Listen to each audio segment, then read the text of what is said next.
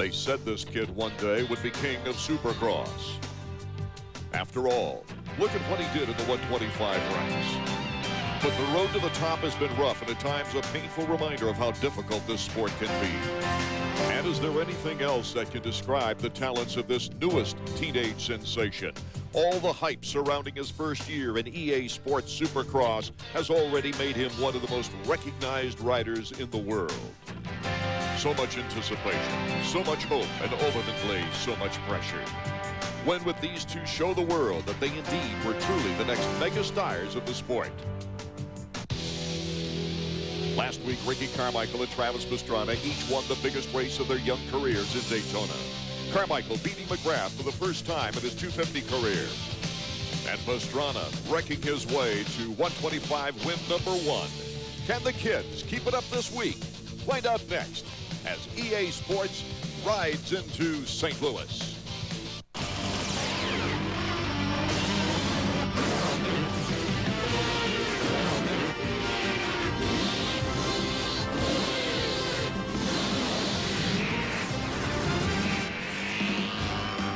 From the home of the NFL champion St. Louis Rams, the Trans World Dome, Toyota Trucks presents EA Sports Supercross, round number 10.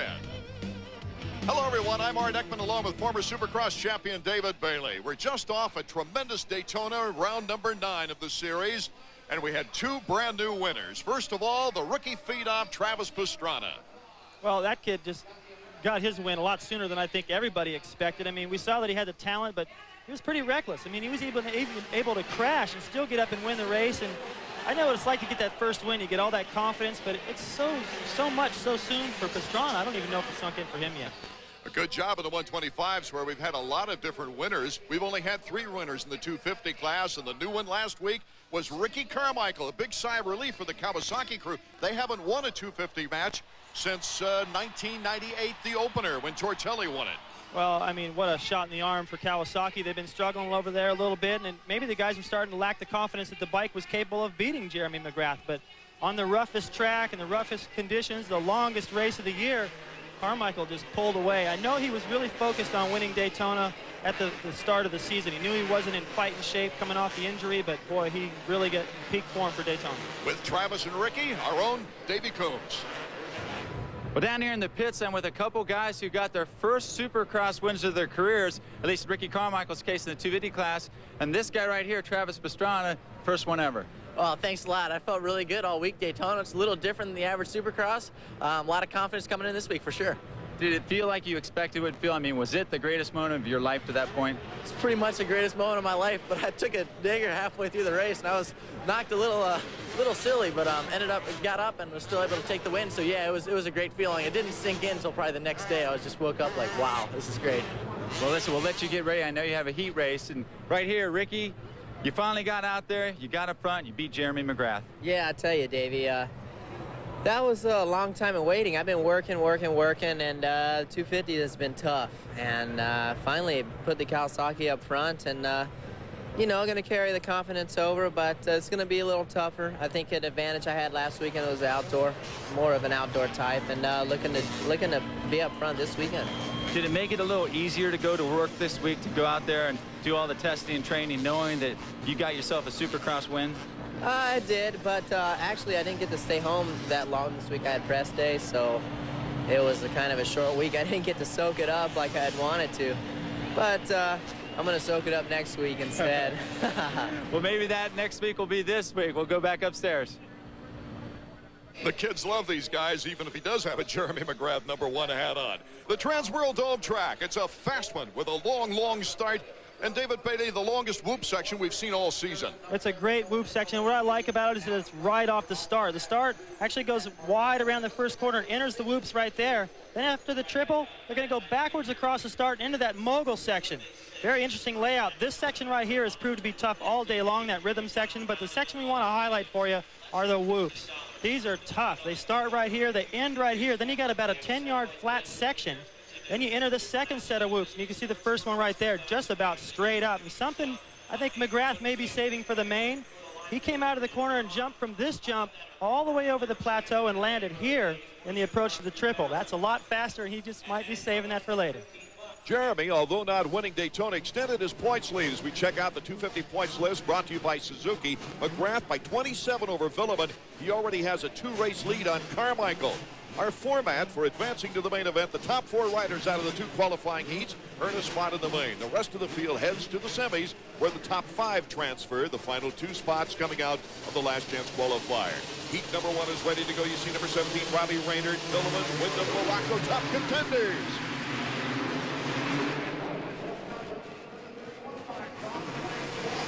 Our first qualifying heat underway. The battle is on. David Villeman, number 934, and Kevin Wyndham, number 14.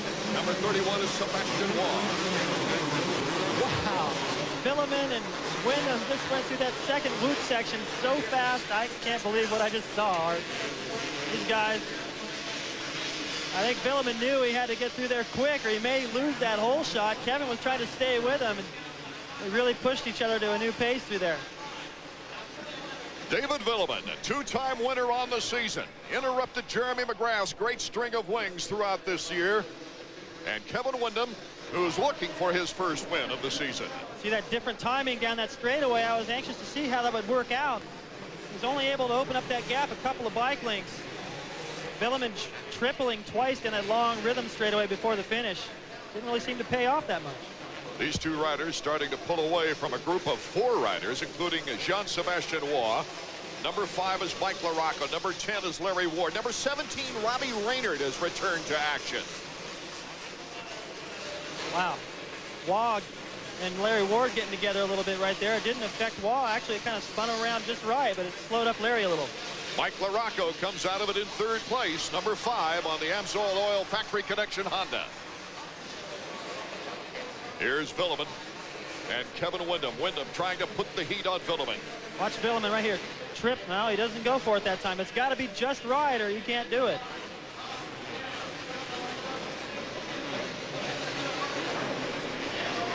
I thought Villeman was the fastest guy through the whoops tonight, but it seems like Wyndham made a run at him that last lap. They're approaching it again. See what happens. Wyndham will need to be a little bit to the inside.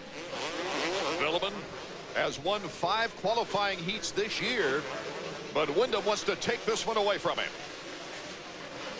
Yeah, you can see right there, he's trying to aim for that inside in case Villeman makes a little bit of a mistake. He gets a run at him through there. He'll be able to make that block pass. You saw what happened with Sellards and Way. Sellards making the pass, but he was on the outside. He couldn't really finish it. Wyndham to the outside, but Villeman continues to control the position.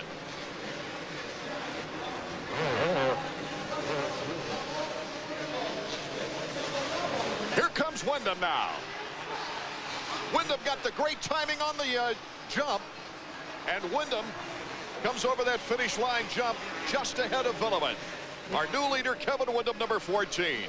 He cut the corner just sharp enough. He knew Villeman was going to try to square back under him. Now watch Villeman. See if he picks it up a notch, tries to get him back.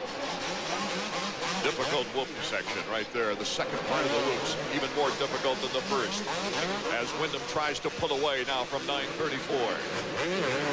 Kevin has won 3 heat qualifying rounds himself, but they were earlier in the season. Like 4 races ago was his last win at Indianapolis. Kevin's just the type of guy with so much talent, so much speed. It's beautiful to watch. Look at, he triples this time. Triples again. I was standing over there watching this in practice, and I couldn't believe my eyes. I was talking with Johnny O'Mara a little bit about it, too. He just said, I don't even know what to say. These guys these days are so good.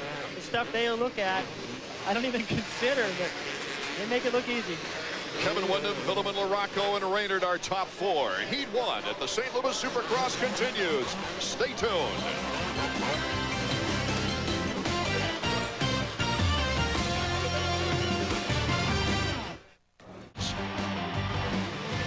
Back at St. Louis, our first qualifying round for the 250s. Our leader is Kevin Wyndham. He's had a tough time of it lately. David Villeman right behind him. And Wyndham darn near lost it just before we feed back, David. No, it was ugly. He made a beautiful save, and he had to rattle him a little bit. Here comes Villeman. Wyndham still goes into the corner first. Here comes Villeman now, bar to bar. Now with that red cross flag there, riders down just to the left of the screen. off to the side. These guys are not allowed to triple that if that's the case. Looks like Zeb Armstrong is the rider down, and Villeman retakes the lead. Villeman's a fighter, Art. I mean, it's not that often you see a guy get past and come back the way he has. Especially in a heat race, where a lot of times a guy will settle for that one position. Well, it's just not a long enough race to regroup, but he studied what Kevin was doing, regrouped, used that triple right there. That's where Kevin made his mistake a lap ago, to put some time on him. Villeman almost needs a third victory if he hopes to give Jeremy some real competition in the points race, David, and I think he's fired up here tonight. Yeah, I got the idea, just the intensity on his face, on his mechanic. And, you know, these thirds were okay for a while. He was happy to be up on the podium, being consistent, but that's just not going to get it done when McGrath keeps winning. So David Villeman, number 934 of Team Yamaha, stretches it out on the triple. He's looking for the qualifying heat victory that'll give him a possible first choice at gate selection for the main event. The top 4 riders, remember, transferring to the main event out of our qualifier. There, so here he goes one more time through that section. He still triples it in traffic. It's a little close to the edge of the racetrack right there. Villeman can see the checkers. He takes him for the victory. Kevin Windham in second. Mike LaRocco will be coming across in third. Watch what happens right here with Kevin. He's going to go down and try to triple this. He comes up a little bit short. He still goes for the second triple, knows this not even close. Boom, right there, lands. Almost looped it. He had the rear brake just to try to slam that front end back down. He almost went over the handlebars. Great ride to pull that off. Magnificent recovery for Windham to take second place behind this young man, David Villeman, as we take a look at the EA Sports Supercross results page sponsored by Suzuki. And it's LaRocco and Robbie Reynard in his first return since Indianapolis, coming off a deltoid nerve injury. And so that's a terrific ride for Team Suzuki's Robbie Reynard, just now getting back into the fold. Let's go to Davey. David, that was a great battle with Kevin Windham. Tell us about the second time you passed him. Yeah, at that time in the beginning of the race, I did some couple of mistakes, so he passed me. And after I was behind him and just found some new lines and jumped the rhythm section correctly because I had bad time, and I could pass him back, and you know, two laps before the end. And so it's pretty good for. I will have a good pick for the main event, and hopefully I can ride a little bit better. Are you going to watch McGrath and Carmichael in this next heat?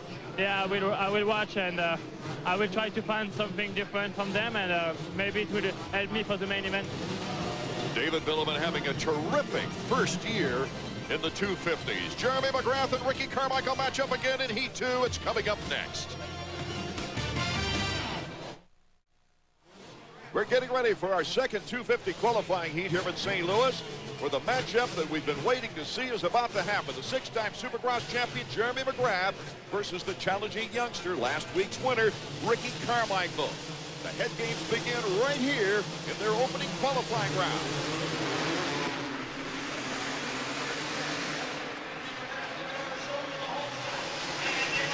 Carmichael to the inside.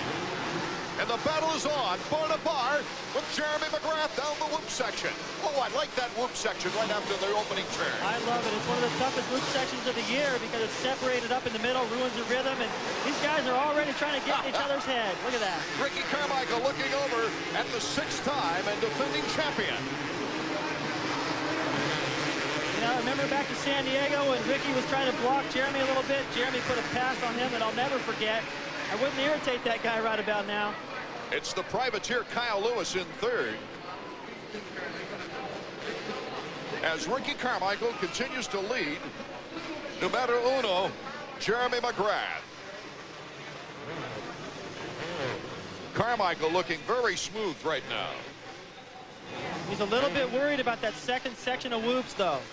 Thought Jeremy might have that a little bit more dialed. We're going to find out here in a minute. Here's the first section of whoops. The flat area. And here's the section that David was talking about.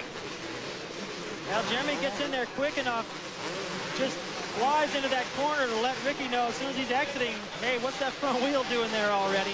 Carmichael protecting the inside as we go into the long straightaway. This little mogul turn to the left. Very interesting. And then a double and a big triple. That shot we just got of Chad right there, that's from Randy Lawrence, Jeremy McGrath's mechanic's camera. He's wearing a camera in the pits. Little idea as to what a mechanic has to go through and what he's looking at. Fighting for space with the other guy's mechanic. You get the board out, you write the instruction down. Here comes that whoop section again. That last lap, Jeremy was a little bit quicker through there. You see he's positioned himself to the inside just in case. Carmichael doing a nice, flawless job that time, David. He had a little bit better run. A little bit bigger lead heading in that time as well. As we look at this tremendous battle out front, Sebastian Tortelli has moved into third around Kyle Lewis in fourth. Michael Craig is on the bubble right now. Little bobble there from Carmichael. Doesn't lose any time. McGrath can see that. Knows he's getting to him. Well, mistake right there by Kyle Lewis. The same exact corner where Carmichael just pedaled through. That's Heath Voss, number 33, the leading privateer. And up front, it's getting ever so tight.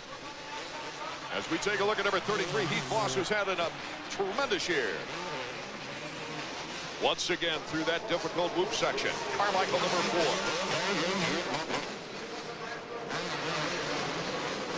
Oh, it's getting pressurized. Watch what Jeremy does right here. This may come out. This may work one of these times. Carmichael cutting in front of him. Jeremy tries the outside now as they go into that mogul area. Jeremy McGrath has the advantage. Bar to bar we go into the triple. Oh, what a show. The flash bulbs going off all over the Trans World Dome. Jeremy had to know Carmichael was going to do that. Look at Ricky triples right there. Didn't pan out. And McGrath's got the inside advantage. McGrath, our new leader.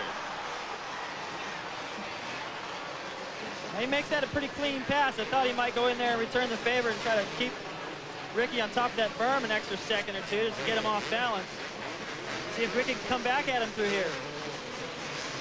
Carmichael trying to get a good angle to make a black pass, and McGrath slips through as they come off that platform.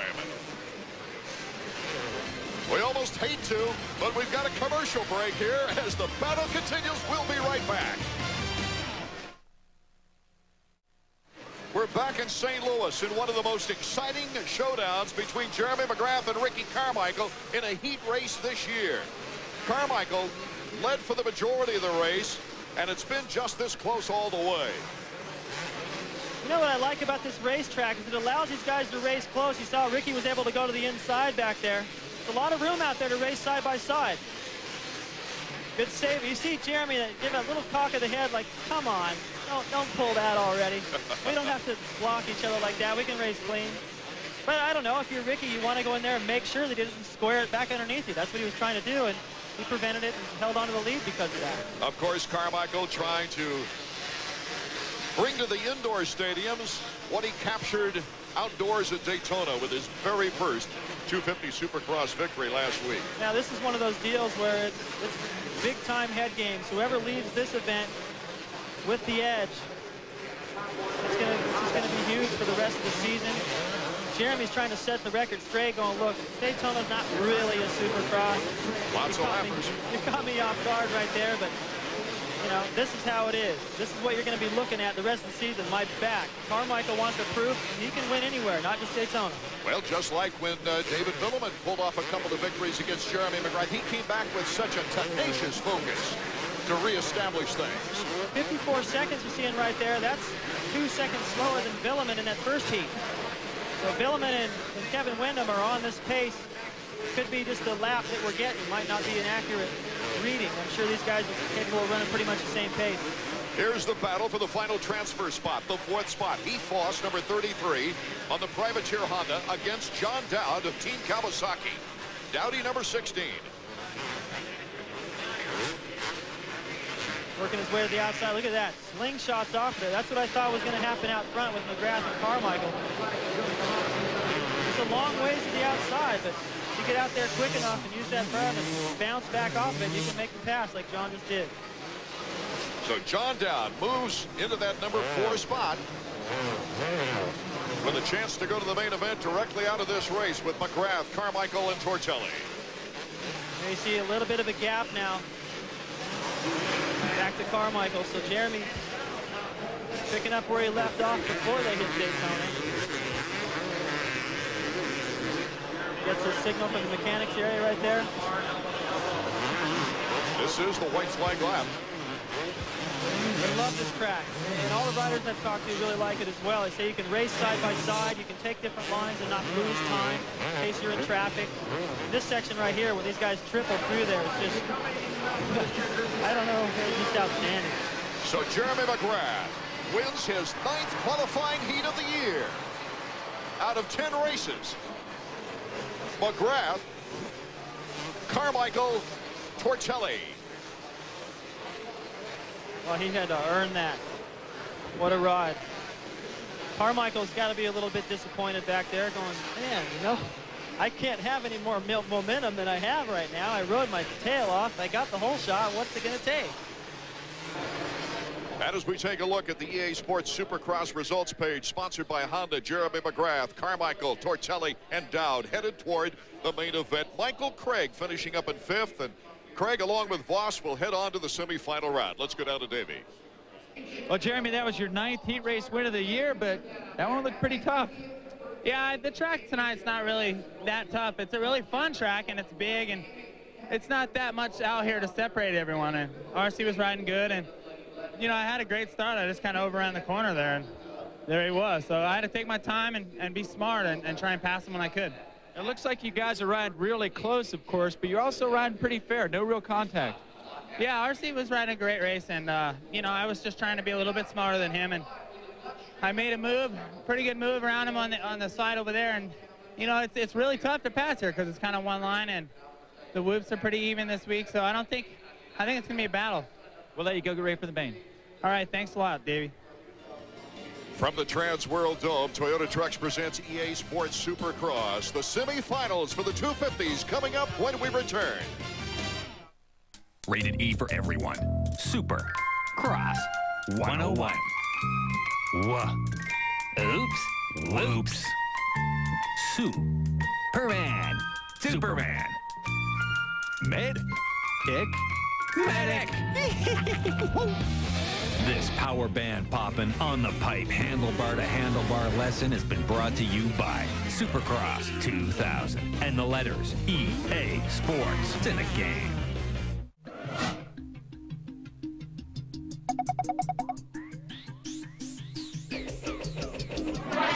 St. Louis, 1 year ago. Jeremy McGrath came to the Trans World Dome chasing his 6th Supercross crown. With a 47-point lead and just 5 events left on the schedule, it was obvious if Mike LaRocco, second in point standings, had any chance at all, he'd need the St. Louis win. In the first corner, LaRocco got a little help from McGrath, went alongside giving LaRocco the inside line and the lead.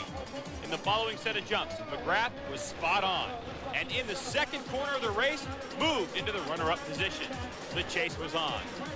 Also on was the battle for third. When number 5, Mikel Pichon, balked in the middle of the corner, Larry Ward moved alongside. Ward had the position, but not the momentum. With a love shove from Pichon, Ward was out of the picture.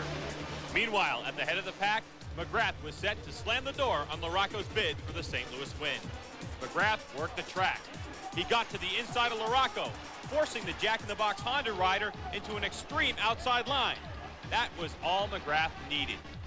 He made the pass and was on his way to the checkered flag. It was Showtime's 6th win of the season and 58th of his career.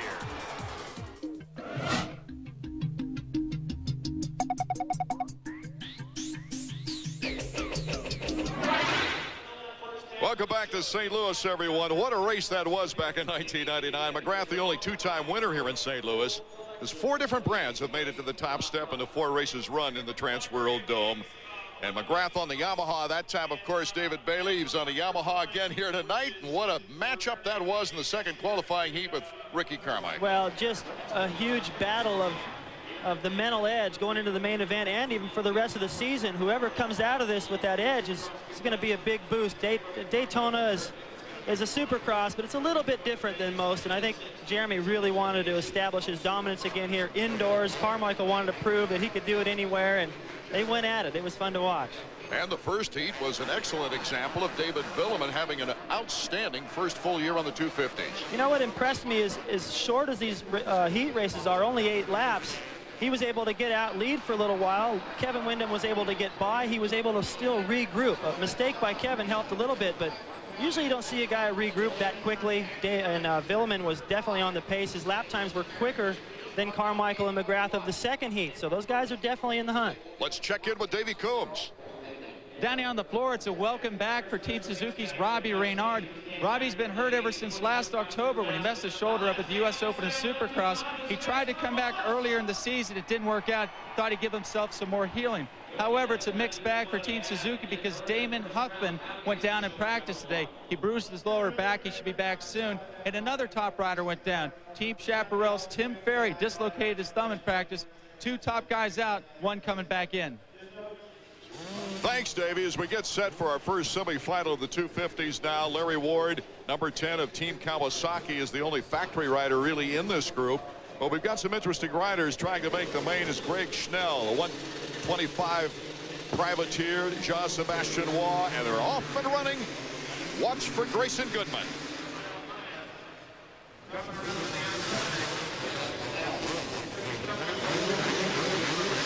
Greg Schnell, Larry Ward, and Goodman.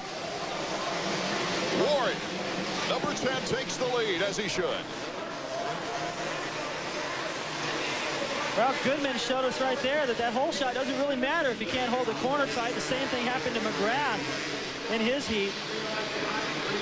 Larry Ward really needs to win this. I saw him earlier this afternoon kind of horsing around out there. He looked like he's in a good mood. I know he's happy to be anywhere but in Daytona. Well, I think he's had a great move because he's finally getting back to some physical strength and healthiness after all kinds of nagging injuries, including a cracked rib in the upper part of the rib cage. And it's so hard to compete at this top level with some sort of an injury. You've got to be flawless. Everything has to be quick and really be able to run the kind of pace those guys do to get on the podium. Ward's just been a little bit off. And Greg Schnell, number 63, you see him there, the 125 West rider. He's qualified for all of the 250 mains in the East Division. He's looked very impressive for a privateer. That's going to just give him a ton of confidence going into it. Larry Ward, for some reason, didn't do the triple that time. So Schnell, see right there, he closes the gap back up.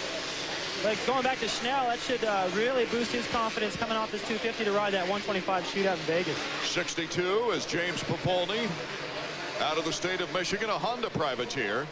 He qualified for second 250 last week at Daytona when he got an 18th. He also had a 15th place finish in the second round at Anaheim, number 62. Let's take another look at what happened to Larry Ward out front. He's approaching the triple right here. Just, I don't know. I'm not sure why he didn't do that. He just wasn't comfortable. And as big as that thing is, you're better to play it smart. That's one of the bigger triples this year. There you can see Schnell close the gap. So Schnell, who's had top privateer honors a couple of times, tries to catch up with Larry Ward, and we'll be right back. Welcome back to more EA Sports Supercross from St. Louis. Jean-Sebastian Waugh, number 31 of Planet Honda, a privateer who's made every main event so far this year, will have to go probably to the LCQ after that crash. We're on the final lap with Larry Ward just taking away with things. The Team Kawasaki rider headed toward the last couple of stretches before the finish line and a checkered flag. He's coming around to a section art where there's a little jump that I really think he needs to be getting over. It's a faster time. He's going to double here. He needs a triple right there. See this little bump right there, a little bump that he hits. He needs a triple over that. Greg Schnell was doing it in second. It was allowing him to close that gap a little through there. So Larry Ward heads to the finish line, jump, and takes the checkered flag. With Greg Schnell right behind him there in second place. James Papolny, it looks like he will probably take third. Larry Ward avoiding the LCQ by winning the semifinal round here in St. Louis. Seems to be getting a little bit more comfortable out there, and he's taking this little extra bit of time on the track to scope it out. Look at that whoop section one more time. Checking out the EA Sports Supercross results page, sponsored by Honda. Ward, Schnell, Pavoni, Grayson Goodman, and Jason McCormick all making it into the main event. The rest on their way to the LCQ. And let's go down trackside now to Davey. Well, Larry, after a tough start to the season, it looks like you're finally getting up to pace. Yeah, I feel a lot better. There's a lot of guys that are injured, so it makes me look a little better. But I'm riding better. I'm in good shape. That Team Chevy Trucks Kawasaki is running good. I'm just not gelling quite like I should. And I hope that it's over halfway through the season. I need to pick it up. I need to get some podium finishes before the end of this year. Larry Ward taking the checkered flag as we get set now for the second semifinal round with Michael Craig, a one-time Supercross winner. Heath Voss, the top privateer, but Kyle Lewis is also in this one. And joining us in the booth, it's my pleasure to have along with us Nicky Hayden. And we'll be talking about his tremendous Daytona 200 runner-up spot. But boy, what a race that was. Heath Voss getting an awful start, and that's Kyle Lewis, number 112 in the lead. Now, Kyle, many people were asking me who was the youngest 125 Supercross winner when Travis Pastrana. And Lewis had trouble, and we got a new leader right away, and that's Michael Craig. Now what happened, Lewis couldn't do the triple for some reason. I think he missed a gear right before the approach, so when he didn't do it, it just fouled up the whole pack right behind him. Watch what happens. Kyle almost going over the handlebars right there in neutral. Now, you know he's nervous down in there. That's no man's land. Guys jumping over him, and then a rider crashing off to the right. Everyone's concentration was just a little askew there.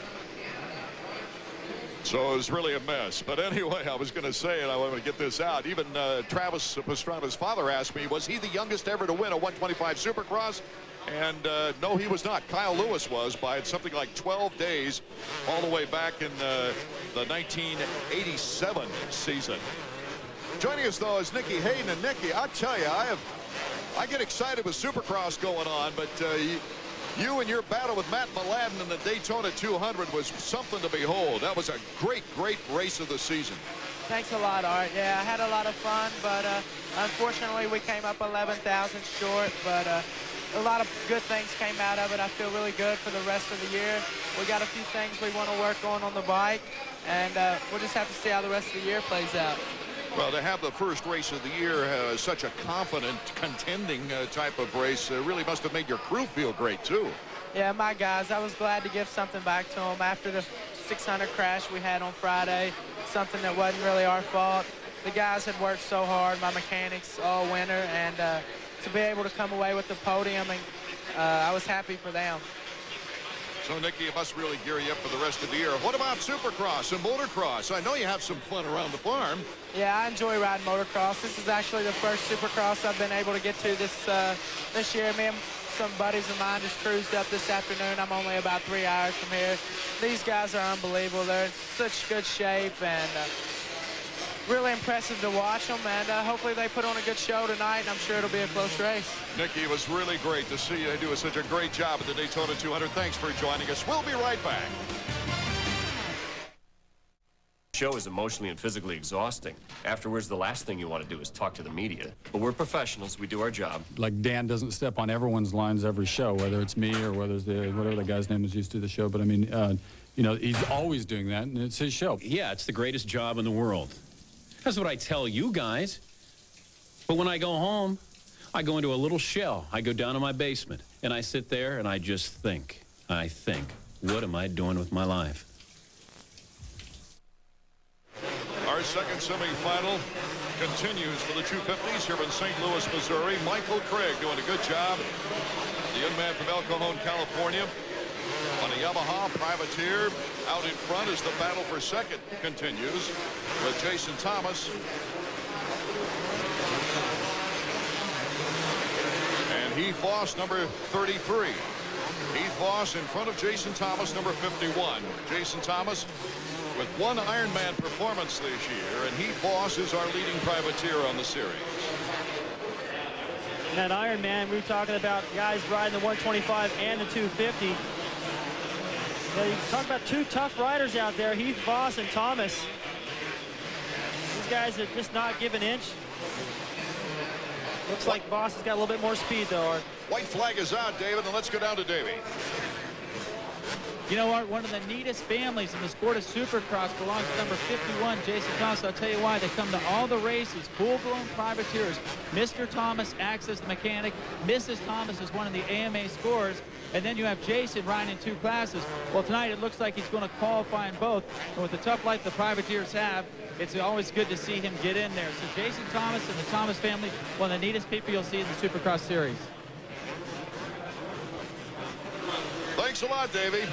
As we take a look at Jason, number 51, one of the most exciting rides came in the qualifying of the 125 at Atlanta, David Bailey. Oh, that was something else. He got a little out of shape through one of the sections and flew off a berm, did a cartwheel in the air. He landed actually pretty good. It could have been a lot worse, but then he had to go get right back to the starting line and ride another race. There's our winner taking the checkers here in the semifinal, second semifinal. Number 43, Michael Craig. Nikki, before we let you go back to the stands and have some fun, what about the future coming up? Well, you know, crashing in the 600 race really kind of changed our focus from maybe repeating the championship there, now a little more on Superbike. The 200 really, we felt really positive with how things went. And I was really impressed with the way the RC51 was. I didn't think it was going to be that good from the start, and it was extremely well. So, you know, hopefully we can get some Superbike wins this year. Okay, let's go down to Davey Combs now. Thanks, Nicky. Well, Mike, that was a pretty solid ride there in the semi on the Motor World Yamaha. Yeah, you know, my bike's working really well. Glenn Boggy, all the guys down at Motor World, Jared. Just want to say thanks to all those guys for, you know, just backing me up. Every time I go in there during the week, they kind of keep me pumped up. And it just seems like, you know, I'm really happy there. And hopefully I can just keep, you know, getting some more publicity for these guys and hopefully get a better deal for next year from Motor World. What about tonight? What's your expectations for the main event? You know, I want a top 10. It seems like every time I go out there and say that, I end up falling or doing something stupid. So, you know, it took off 2 weeks. I haven't rode it all. A little winded, but it seemed like my Motor World bike is getting a good hole shot. Go out there and get the main hole shot, hopefully, and then just ride strong. I'm looking for a top 10 for sure. If I can get that, I'll be happy, and I know I can pick it up from there on out. It's coming up May 6th. Be a part of Supercross history. Destination Las Vegas. The final round of the year will be presented live. All 3 hours of the race program for only $14.95 pay-per-view. Check it out now. Direct Dish, In Demand, Direct TV, all coming up May 6th. Don't miss it. We'll be right back as the 125 heats have been exciting all season long. They're next from St. Louis. So you're Greg Albertine? Yeah, I'm Greg Albertine, national motocross champion. But you can call me Albie. Joe's ever see me do a jump? Woo woo! I can fly, babies, yeah! When I'm up there, I'm the man! Ugh! So how about you two girls? And Albie. Hey, look, it's Greg Albertine. Another fantastic ride, Greg. Thanks, Davey. Yeah, I felt really good out there. Thought clothing worked well and managed to get a hold of it. Yeah, I'm Nathan Ramsey. For this week's Honda Close-Up, we visit with Planet Honda's Jean-Sébastien Roy. Jean-Sébastien hopes one day to become the first Canadian to win a Supercross. It all started with winning his very first race. Yeah, actually my first race on the 80cc, schoolboy, I won it. And then I came back home, I told my mom and dad I won, so I wanted to keep racing. And then started racing in 87 back in Canada, and I've been racing since then. With Planet Honda's support, Jean-Sébastien is the only privateer to make every main event this year. Yeah, so far my Honda 250 brought me every main event. I'm 15 or 14 in the championship, and you know, I'm getting better every weekend, so I'm really satisfied at my sponsorship. Jean-Sébastien Roy, this week's Honda Close-Up. Welcome back, everyone, to the Trans World Dome in St. Louis. As we get set for the first 125 qualifying heat, 8 laps, 9 transfer to the main event. And we feature 2 of the hottest riders in the 125. Stefan Roncada, the 2-time winner, and Travis Pastrana, just coming off his Daytona win. Michael Brandis, also a winner in the opener. Tyler Evans, Jason Thomas, we're set to go.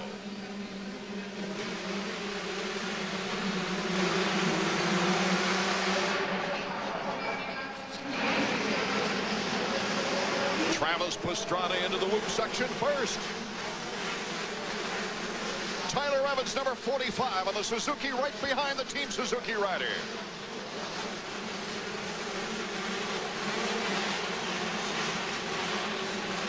The 2 Suzukis out in front. trying to draw away from Paul Curry on the Honda. And then Michael Brandis behind him. Good clean start. The Suzuki's, though, getting the advantage, David. Big advantage for those guys. Look at Travis tripling into that corner right there. Tyler's going to study everything.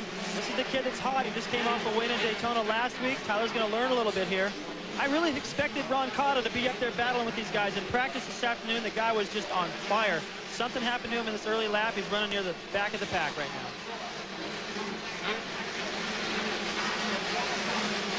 He's in 11th position and has to get up to 9th before qualifying. There goes Brandis right there. Paul Curry right on his tail as they get into that whoop section. Look, the entire straightaway is full of whoops. They get about a 10-yard break right there, then back into more. These are even deeper and harder. Michael Brandis out of Quail Valley, California on the FMF Honda, number 27. Injuries started catching up with him earlier in the year, but he did win the opener in Indianapolis, getting the whole shot and leading all 15 laps. Jason Thomas chasing him down, number 51. Jason riding the 125 and the 250 today. Gets the Ironman award if he makes both mains. Jason Thomas making both mains in Pontiac, Michigan this year. As we take a look at Brandis, number 27. Here's Travis Pastrana taking the lead here in the first qualifying heat of the 125s from St. Louis. And still in pursuit is Tyler Evans. Tyler Evans has had a good year. It started out great for him. He had back-to-back top privateer honors riding in the 250s in San Diego and Phoenix before getting into the 125 East. Got a little bit of a fashion statement going on there too with Tyler. He's got his jersey cut off short. Probably feels good out there. It's actually hot. These guys come off the track after these heat races, only 6 laps, and they're hot. Trying to stay cool, and I'm surprised. Actually, I guess I'm not surprised that much because Tyler's been riding super this year, but figured with the momentum that Pastrana had, he might be able to pull away a little bit by now, but he hasn't. Stefan Roncada moving up into the field now in 6th position, trying for 5th. As he takes on Paul Curry, number 38, after passing Jason Thomas. Well, I think this should give you some idea. Looks like he's got that pass made, a little bit better timing, attack that section a little bit quicker, but look how far he's come from. Travis Pastrana looked like he was going to blitz everybody in practice this morning, David. Well, the interesting thing about watching Travis and the drive to Coster nuts, I was talking to his mechanic, Steve McCollum, is that Travis, compared to Roncada here that we're looking at, he doesn't really mess around with trying to go fast out there. He just looks at different jumps, sees what the 250s are doing, tries to copy those guys, never really puts in a good lap. On the other hand, Roncada put in a lot of fast laps. There you see just less than 3 laps to go. And Travis Pastrana continues to lead with Michael Brandis in 3rd behind Tyler Evans, then Stefan Roncada in 4th. That's Roncada, number 26. In pursuit of number 27, Michael Brandis. Roncada, the only 2-time winner in the 125s this year in 9 races. So as this battle ensues, we'll be right back to St. Louis with more 125 qualifying heat action in a moment. With a Suzuki RM under you and Team Suzuki behind you,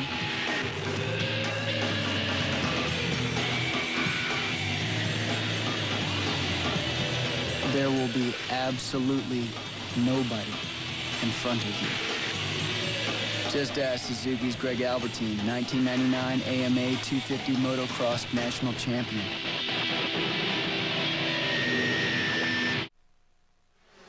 We're back in St. Louis for the first qualifying heat of the very exciting 125s. And the guy who helps make it so exciting is number 199, Travis Pastrana. Just coming off his first win at Daytona, he has pulled away, taking a dominating lead here in the opening qualifying lap. As you see, a 2.2-second lead on Evans, 11-point-some seconds on Michael Brandis in 3rd. Now you can see now he has started to stretch it out. Just little mistakes by Tyler, and he's not able to make that time back up. He's able to run Travis's pace, but those little mistakes here and there really cost him. Travis working his way into the whoops. This is where he seems to be able to make up all of his time. The second set is really tough. He'll get through there about 4 out of 5 times fast. That 5th time's a little ugly, but as long as he can keep it on 2 wheels, it should be all right. Heads into the awesome triple. Wow. A double heel clicker. You know, the kid's got skills. He knows the crowd's out there. He wants to get them into it. He's got a big lead now. He knows they're starting to go for a hot dog. He doesn't want them to leave. Stefan Roncada has moved up into third as Travis Pastrana puts on the show for the fans here in St. Louis. This is a section he spent a lot of time in practice trying to figure out. The 250s, because of more power, able to go through there a lot faster. He wasn't quite able to get it dialed, but he was trying. Pastrana the checkers. One should get back on the bike before landing. And here's Stefan Roncada coming across in third behind Tyler Evans. No doubt in my mind he's the fastest rider out here in a 125 right now. It just was a shame that he didn't get the start to get up there to challenge Pastrana. I think he had something for him, but so far Travis is having it his way. Let's go down to trackside and Davey Combs. Man, Lee, you got to love those wins, but those tricks have got to drive you crazy. Yeah, well, they make me a little nervous, but, you know, that's Travis. He loves that, and, hey, he rode good, and if that's what he likes to do, then that's okay. Travis Pastrana, as long as he wins, can do anything he wants to do down there, I have a feeling. As we take a look now at the wrenchhead.com 125 first heat results. Pastrana, Evans a fine race there in second. Stefan Roncada coming all the way back to third. Michael Brandis, Paul Curry in our top five. Jason Thomas, Samaratio, Gibson, and LaRusso will get the transfer directly to the main event. Let's go down to Davey.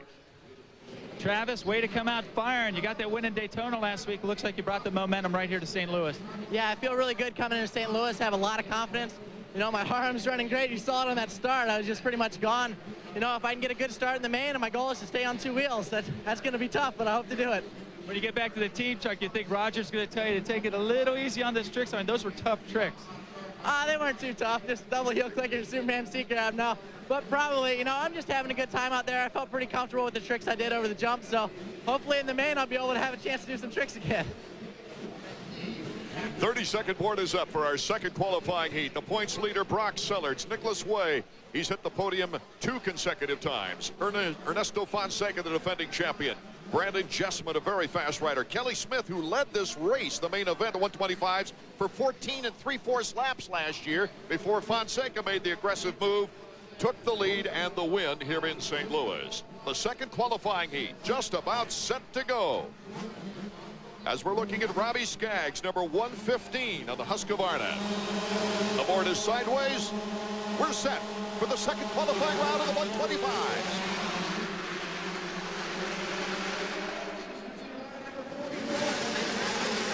Brandon Jessamine into the corner first, but Nicholas Way, bar to bar down the whoops. Here comes Fonseca on the inside. Fonseca having trouble.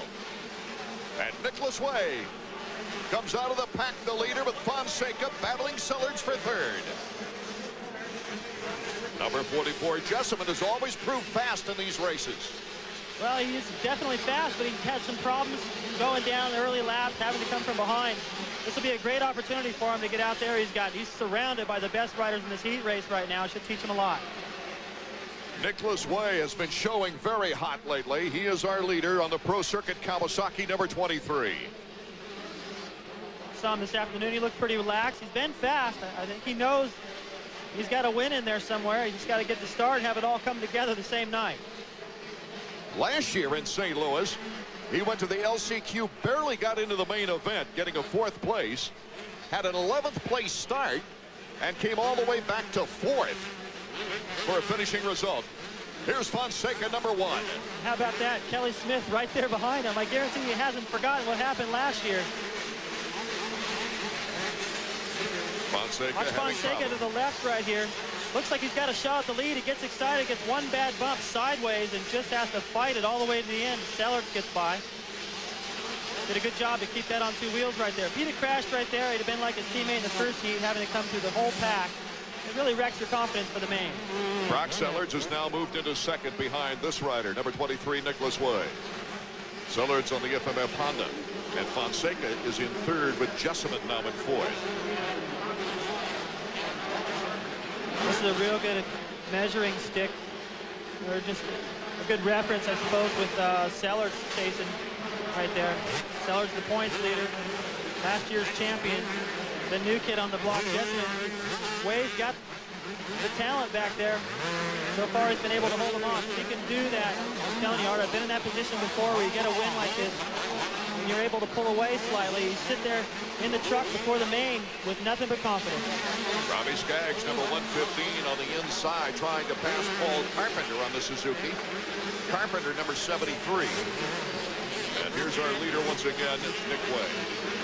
You can see that gap has opened up just a little bit more, maybe another bike length or two. Way out of DeWitt, Michigan. This section right here has just been really giving these guys problems today. You have to have your rhythm. You got to set the bike exactly in the right place. If you mess up in one spot, it ruins your speed down the whole straightaway. We'll have more EA Supercross from St. Louis right after these words. Supercross in St. Louis. And it's Nick Way in the second qualifying heat of the 125s, who hasn't got a win yet. And the guy behind him, number 18, Brock Sellers, is starting to put some real heat on as we get toward the end of this qualifying round. Brock Sellers, with 4 consecutive second-place finishes, leads Stefan Roncon in the points by 8 points. Right now, Sellers is only a second, .9 in back, and closing fast as they go into the whoops. He's looking to get that mental edge out of this race. He's already got Way a little nervous. Now Way's going to have to focus on Sellers a little bit as he goes for certain lines. He can't leave the door open anywhere because Sellers is right there to take advantage. And these guys pushing each other have really widened the gap back to Fonseca. A lot of people asking me this year, Art, what's up with Fonseca? You know, he was so dominant last year. I don't think anything's up with him. I think we're seeing the same guy, but you know, what's up with the rest of the pack, I think, is the better question. I mean, both these guys we're looking at were riding 250s early in the season, while Fonseca chose to just wait it out. Maybe they brought in a little bit more confidence. I don't know, but the entire level of this field has gone up so much that it doesn't make Fonseca look quite as impressive as he did last year.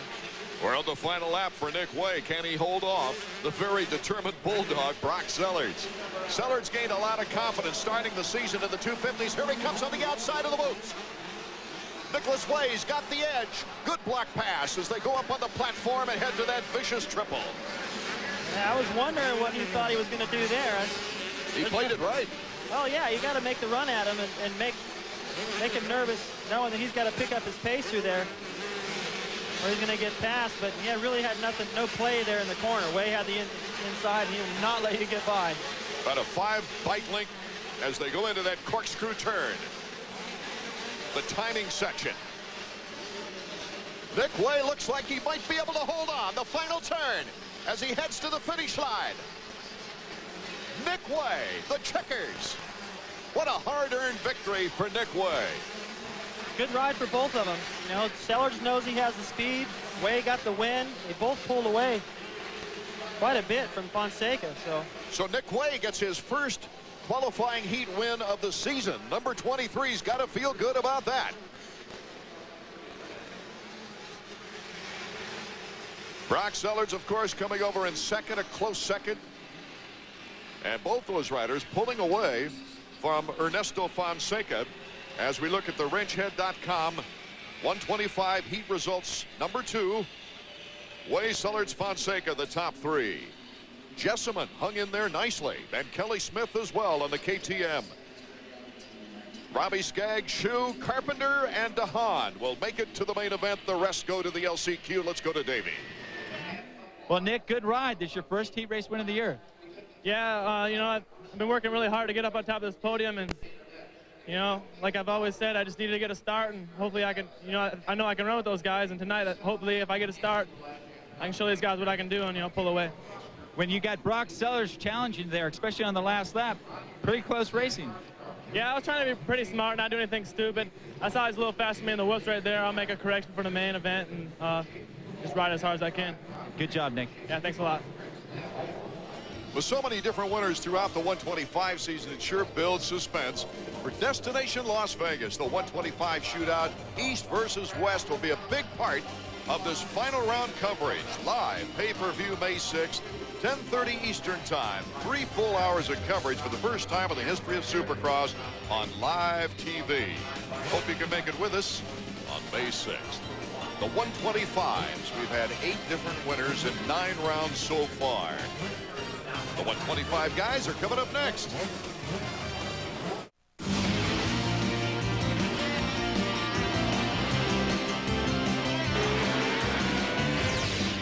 Toyota Trucks presents EA Sports Supercross is being brought to you by Honda Motorcycles. Get great deals on customs and gold wings during the road to savings.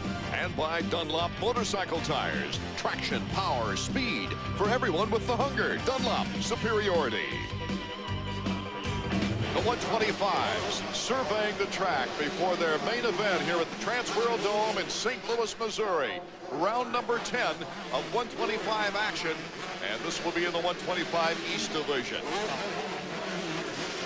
David Bailey, that 125 action from Daytona was simply outstanding. And you know, when you look at Travis, the kid's career is so young. There were very few races for him to get ready to win a race that big, but here are some key points, I believe. It was the first race he had an opportunity to ride without a cast on his throttle hand. He was healthier, and it's a freestyle type of racetrack. It was so much rougher, so much more room out there, and a longer lap that he was able to use his creative style and that long body to soak up the racetrack. He can make a racetrack smoother because he uses his body so well. And to keep the ball rolling here in St. Louis, well, I would suggest he does the same things he's been doing. Just try to cut out that one crash. I don't think he can crash here and still win. Looking at Dunlop's 125 points list, Pastrana's win has put him into the championship hunt, only 11 points behind Brock Sellards, whose consistency has kept him in front of the 2-time winner, Stefan Roncada. Nick Way and last year's champion Ernesto Fonseca rounding out the top 5. Fonseca finding it a lot more difficult to get his first win of the season this year. Tonight's record Supercross crowd for the Transworld Dome, 52,841, are jumping at the bit as the 125s are at the gate now preparing for tonight's main event. Can the veterans hold off the charging newcomer Travis Pastrana? Nick Way got the second choice of the gate coming out of qualifying as we check out the Suzuki starting lineup. Points leader Brock Sellards getting a good draw at the gate, as has Roncada, Fonseca, Jessamine impressive in qualifying as well as Jason Thomas goes for the Ironman Award. Travis Pastrana adjusting the goggles. Well, you know, this is the kind of soil everyone likes. We heard McGrath earlier in the evening talk about how the track's not that difficult. So what that allows is more riders to be in contention. So there's not anything out there to really separate a few guys from the rest of the pack. And Pastrana looked great in his heat race. Roncada's got the speed. Way won his heat. We could see a real good fight. Who's going to get that hole shot award? It's always a big advantage. They say we've had 9 previous races, 8 different hole shooters, but only one of the hole shooters, Michael Brandis, has won the race. Let's check it out. The 125 main from St. Louis is underway. Brock Sellards on the inside. Jessamine, number 44. Number 23 is Nick Way, battling it out with Sellards. A Pro Circuit Kawasaki rider. Still by the bar with Brock Sellards. Sellards now the FMF Honda taking a slight advantage. Has gone down hard in that second loop section. So he's going to be in last. Before that, it was Michael Brandis who went down to the first corner and was in last. Yeah, Fonseca getting tied up with Olaf on the KTM. But Brock Sellards now is trying to get credit for leading this first lap. Brandon Jessamine, who looked so good in qualifying, is trying to hold on there in second place with Nick Way in third. Now, because of what happened in this opening lap, you see the green flag. We're go here. Jessamine and Nick Way both getting great starts here in the main event, riding with a lot of confidence right now. And this could be a breakthrough event for these guys, carry momentum to the rest of the season. But that first lap through that whoop section, Nick Way and Sellards just banging elbows all the way through. Sellards really had to earn that lead. Back in sixth is Travis Pastrana trying to work his way up as we check out our leader, number 18, Sellards. There's Pastrana. He's trying to take on Paul Carpenter on the Suzuki. Has to back it down, play it safe right there. I saw him experiment with that outside line a little bit, just the way he wanted to hit it on that warm-up lap. Look at the difference. He just jumps a little bit better, a little bit farther. More momentum than most of these other guys out front, though, to try to pass somebody with that kind of ease. Pass a guy like Sellers, it's not going to look quite like that, but he's still in contention. He can look ahead off that finish line jump and see the leaders. Pastrana learning patience in the earlier rounds. Really impressed with all the different things he's been through. And he's still this close in contention and without an injury. A lot of people felt like he had the speed, sure, but this kid hasn't been able to stay healthy that much through his career. He's taking on Tyler Evans from Salinas, California. On the Demarini Suzuki, Travis Pastrana to the outside as they go bar to bar into the timing section. It looked like he had that pass made on Tyler Evans, but then he backed it down. They had just pulled the flags off that triple. A little bit of a good break there for Evans. I thought Pastrana had a pretty good run on him, and right behind those guys, it's becoming a battle with Ron Cotta catching up. You saw Sellers. He came into this race leading 3 laps on the year, and here is the battle behind him with Jesseman and Nick Way. Number 44, Jesseman. Number 23, Nick Way. This is going to get good. You see that photographer going, oh, I got to get a shot of this. The 3 guys coming after this battle. Some mistakes there by Way. He can't do the triple, and they are on him. There goes Travis. Comes Travis Pastrana to the inside. Pastrana outguns Nick Way on the straightaway. That was a big bonus for Travis to be able to take advantage of Way's mistake. Now Way's going to serve a little bit as a buffer for Ron Cotta and Tyler Evans back there. Well, maybe not. Here comes Evans, number 45, and Ron Cotta cuts in front of Way. You can't afford to make a mistake out here. That's been a couple by Nick Way, and he's lost 4 positions because of it. Ron Cotta 7.9 seconds behind the leader, Brock Sellers. Brock Sellers with a nice lead on Jesseman, and that's going to be our next battle coming up, Pastrana and Jesseman. As we take a look at Sellers, number 18, 4 times this year, 2nd place, and he's really tired of finishing as a bridesmaid. Well, I guarantee you he wants this one bad, and there's no reason he shouldn't be able to win it. He's got the speed, he's tough, he's not going to let somebody just come ride right around him. He's going to give him an elbow if he can. You can see the lead there. The riders, I believe, that can get up there and challenge Sellers are Ron Cotta and Pastrana. They got a long ways to go. So Pastrana trying to catch up on number 44, Brandon Jesseman, out of Fomball, Pennsylvania. He's with the Motoria Suzuki. That's the Team Suzuki support team. We'll be right back with more 125 main event action in St. Louis after this. Stuart and I get the playoff picture back from the darkroom when we come back. We're clear. Oh, the prompter's going too fast. I can't keep up. Come on, it's not the teleprompter. It's you. Now stop the my throat. I can hardly talk. Give him some tea. Give him some tea. I can't go back out there. I don't want to go back out. Cut me. Cut me, Lou. Come on, baby. Come on. Snap out of it. Don't be a lollipop. Get out there. Tonight's your night. Well, without question, these days, the word on everybody's lips. Welcome back to St. Louis. Brock Sellers is still our leader in the EA Sports Supercross round number 10 of 125 action. However, number 199, Travis Pastrana, has just taken 2nd place over his very good friend and riding mate, Brandon Jesseman.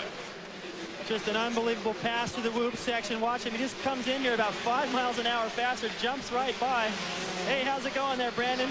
I got a leader to catch. Sellers coming the other way. Travis starting to close that gap ever so slightly. I don't know if there's enough time for him to make up that much ground, but he's definitely on the pace. All along, before the season started, as we take a look at number 44, Brandon Jesseman going down, Pastrana was telling us to look out for Jesseman. He's as fast as anybody out there. Well, we got a chance to see it right there, but those little mistakes really cost you. Sellers has to be aware of the fact that Travis is not that far behind. He is starting to gain. So it's going to be critical for him to not make a single mistake and to make really good decisions as he moves to the lap riders. Brock Sellers had the lead, and Pastrana took it away from him at Daytona. Pastrana then went down in a crash, and Sellers just barely passed him, but Pastrana caught up very quickly to get back up on the bike and then pass Sellards for his very first 125 victory. Well, there it was, front end washed out on Jessamine right there. He was probably already thinking ahead to that whoop section, which that'll get your attention, it'll get anyone's attention, and that loose stuff got the front end away from him and cost him a few positions. Jessamine's coming off his best finish of the year, the 7th at Daytona, as we go back to our leader now, number 18, Brock Sellards. Can he hold on for his first victory of the season? His very first 125 victory came last year, and that was in Pontiac. Well, as they approach the halfway point, there's Cliff White. He's the Honda team manager, very instrumental in making these 125 Hondas run. He's a little bit concerned because he can see with the laps left that Travis is gaining fast enough to make a race of it to the checkered flag. Dan Bentley, one of our Honda close-ups, is the liaison for Team Honda and FMF, their support team, and does a fantastic job of making sure that this FMF team has what they need from American Honda. And number 199, he's more concerned with Team Suzuki right now. Look at that, just slingshots off that outside berm. The thing I like about Travis' chances here is Sellards is riding an awesome race, but Travis has been able to somehow click off some time, and he's able to do it in different lines. Now, if he was clicking off that time in the same groove that Sellards was running, I would have my doubts about whether he was able to make the pass if he caught him. But Travis seems to be able to go anywhere on the racetrack and still close the gap slightly. Sellards has proven to be a consistent contender. There's no question about that. But can he match the tremendous speed of Pastrana as we take a look at the battle for 5th? And right there, Fonseca makes the move on Tyler Evans. Actually, it looked like Tyler was trying to come underneath him right there, and he came in so hard. I think he surprised himself at how quick he turned. That could have been a little bit of a dirty move to get in there and make a block pass. It would have been some contact, though. Boy, what excitement Fonseca created here last year, as KTM's Kelly Smith was on his way for the very first victory ever in Supercross for a KTM. Had only about a third of a lap to go, and Fonseca ran into him. Sellards has got to be feeling the heat right about now. I hate this feeling, Hard. I've been there before. I've been in the lead, had Rick Johnson or Omer or somebody closing the gap, and you're doing the math in your head. Okay, at this rate that he's catching me, are there enough laps for me to hold him off? Because it's so, trust me, if he could pick it up, he would. He's going as fast as he can, and it's just not enough right now. Number 18, Brock Sellards, continues to lead our 125 main event. Can he become another first-time winner here on the season? Rated E for everyone. Supercross 101. Oops. Whoops. Superman. Medic.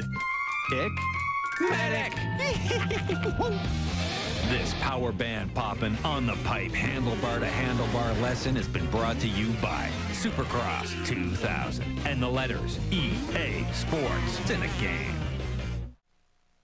Welcome back to St. Louis, Missouri. Toyota Trucks presents EA Sports Supercross, and do we have a fine one in the making right now in the 125 main event. Travis Pastrana has picked it up, and he is just behind number 18, Brock Sellards, in a battle for the lead. The crowd is starting to come alive here in St. Louis. They're great sports fans here. We have a record 52,841 fans, a brand new Trans World Dome record, watching this action on the straightaway. They'll go into the little mogul left-hand turn. And they're battling toward the triple.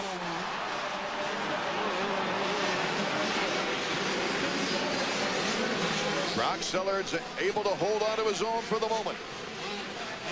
We're seeing a really patient Pastrana right now. Decided not to triple into that corner, going, no, I caught him, I can stay with him. If he's just going to try to stay close. As soon as they get to that whoop section, he is going to let go and hold it wide open through there. Brock Sellards, he's tough, but look at Pastrana through the whoop section. We've got lappers in front, and Pastrana has to back off a little bit And Brock Sellers, oh, they didn't touch. Sellers backed off. A good sportsmanship-like move from Brock Sellers, really, because he could have whacked Pastrana really well there. He was just trying to make anything happen, force Pastrana to go through that corner perfect. And if he made one little mistake, drift a little bit too wide, he would have had him pass back. I don't think. Check this action out again, David. Well, right here, you know that he's going to try to square him, but Travis cut the corner so tight, it really took that opportunity away from Sellers. Then Travis gives a little look back. He likes racing close like this. It doesn't bother him to go in there and run into the side of him a little bit. I think he expects it. So number 199, Travis Pastrana, has backed up that popularity and coming into the 125 ranks with exciting and effective riding. See Lee McCollum, his mechanic, just briefly there, as we've got only 2 laps to go for Travis Pastrana to become the second 2-time winner on the season. Be smart. Lee McCollum is saying to Travis Pastrana, use your head right now. You know, with the lead that he's already opened up, Art, he can really afford to tone it down just a little bit and not make any of the mistakes that he was famous for at that first round. But, you know, it really was only the first round where he was making those rookie mistakes. He's learned ever since. I can't believe that he erased that gap that Sellers had on him. Just unbelievable. Incredible quickness. I mean, I think this kid would do well in 250 class. The white flag is out. One more lap to go in St. Louis for Travis Pastrana. Look at the fans. They're all standing up. Pastrana wants to join Stefan Roncada as the only 2-time winner on the season in 125s. The heel clicker. Oh, he's got another triple jump and that finish line jump. He was chomping at the bit to lead this race and have an opportunity to show off some of his freestyle skills. And here they go.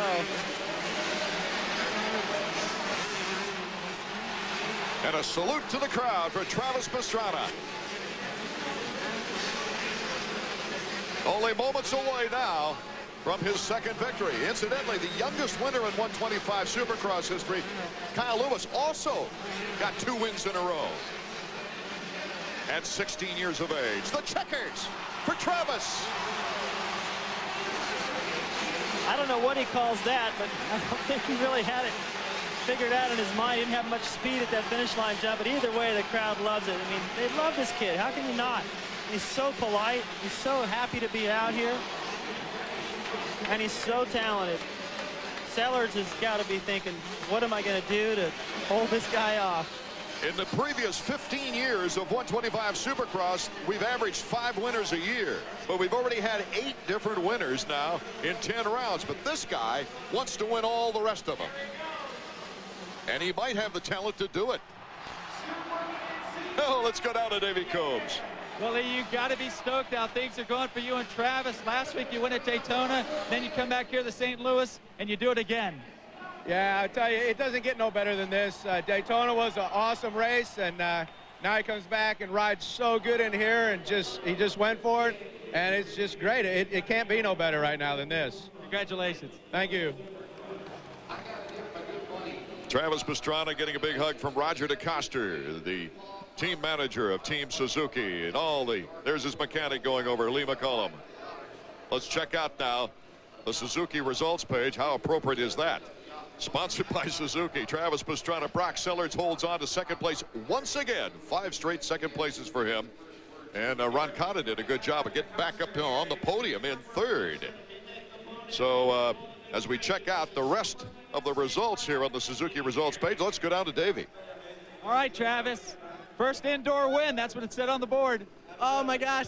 I can't explain enough. Daytona was awesome, but, you know, I didn't crash. I wrecked 4 out of the first 4 races, so I can't say enough. My RM 125 is just a rocket ship out there, and the crowd who's backing me is so cool. You didn't have that great of a start, and we saw the leader Sellers start to get away from you. David Bailey was saying he did think he had time to catch up, and then he was just so impressed by what you did. Well, thanks a lot. You know, I've been training really, really hard with Robbie Raynard, and I didn't get tired the whole time, and this is the first race I really didn't get tired, so I've been working really hard, and I can't say enough for everyone that's backing me, my kid Lee McCullum, and everybody. It's an unbelievable feeling. Great job tonight. Hey, thanks a lot, Davey. So all the kids are having some fun here tonight in St. Louis as Travis Pastrana takes his second consecutive 125 action. And if my mathematics are correct, and we'll have to check up later, I think he's moved into second place in the 125 points division behind Brock Sellers. We'll be right back with the 250s in a moment. I've been racing since I was 3. I'm a pilot. I like to fly a little bit. No matter what, we want a Honda up front. I just feel like I'm on the right team and on the right place.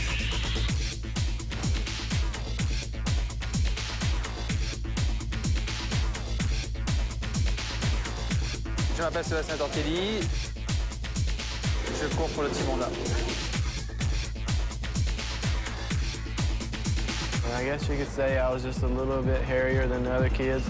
They said I was hairy like a bear, and then it was Yogi Bear, and now it's just Yogi.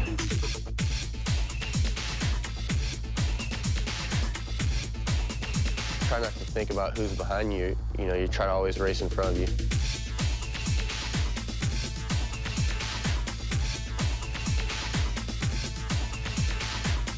You feel like you can be free.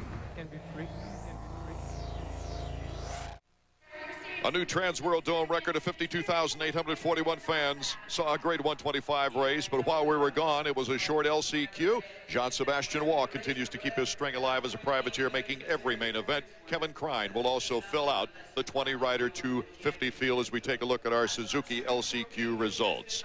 Well, David Bailey, I've got to go back to Daytona after seeing that great heat action between McGrath and Ricky Carmichael. Carmichael getting so much confidence out of that very first 250 victory. Well, he was gunning for Daytona from the first race of the year. He came into Anaheim. He wasn't 100%. He thought, by Daytona, the way he had it figured, he should be at peak form. He came in peak form, and I think he caught McGrath a little bit off guard there. McGrath was sick during those critical weeks leading up to Daytona where fitness would really play a part, and that hurt him in the last 8 laps. Another thing is, I think Jeremy came off 80 laps consecutive, 4 race wins in a row. He may have let his guard down just a little bit, dropped some of that intensity, and at the same time, it was in Florida. Ricky was there in front of all his friends and family and picked up the intensity a little bit, and that was the difference. For him to keep the ball rolling here, well, that's going to be a tough one because McGrath already shut him down in the heat race, and he's going to probably have to use that to get himself a little bit more fired up. Come in here a little bit more angry and attack Jeremy. The 250 lineup sponsored by Honda as we check out Jeremy McGrath. Got the first gate selection. David Villeman, a 2-time winner. Ricky Carmichael just coming off a win. Kevin Windham, Sebastian Tortelli, Mike LaRocco, John Dowd, Robbie Raynard back in action along with Larry Ward, Michael Craig, Greg Schnell, and the rest of the privateer group. So it's getting nervous time. The field is thinking hole shot. Yahoo.com, hole shot money ahead. Carmichael and McGrath have tied so far this year with 3 apiece. Villeman with 2. And Damon Huffman, who's not with us because of an injury in practice earlier today, has 1 hole shot on the season. I'm thinking it's about time for Kevin Windham. There he is right there between Carmichael and McGrath. It's about time for him to get a hole shot. He was hot with those for a while. I haven't seen one. Hasn't got a hole shot this year, but he's had good starts earlier in the season. He needs one tonight. The 250 main from St. Louis is underway. Villeman with a good inside charge, and it's almost a tie between Villeman and another rider, Greg Schnell, 63. We'll have to see who the officials give the Yahoo.com hole shot money to as Villeman has the lead, though. That's the important thing right now. A critical pass, though, right there. McGrath was able to kind of slam in and get past Carmichael. Carmichael thought he had McGrath to his outside, I believe, and he moved out. That opened the door for Jeremy to come on the inside. Now he's got to work his way around. So both heat winners out in front. Villeman in first. McGrath in second. It's Larry Ward in third with Ricky Carmichael in fourth. Mike LaRocco in fifth. Sebastian Tortelli in sixth. Kevin Windham in seventh. To give you a complete rundown.